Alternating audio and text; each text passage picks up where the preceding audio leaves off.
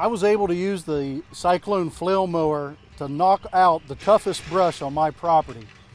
When we moved here 6 months ago, we had brush 5-6 feet high, and the flail mower took it out no problem.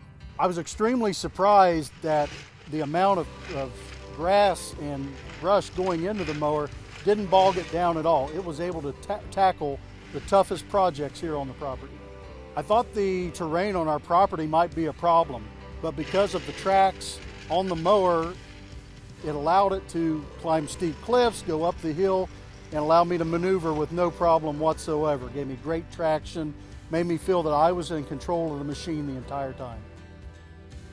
We didn't know how to take down the California grass that was randomly planted in our yard that was an eyesore, and the Cyclone just took it down with ease. It was smooth, and it was able to mulch up these long, I believe they're almost 5 feet tall, blades of grass.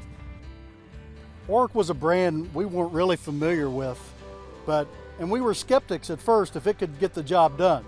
But after seeing this product line in action, it's made us true believers that Orec will get the job done for you at your home or at the construction site.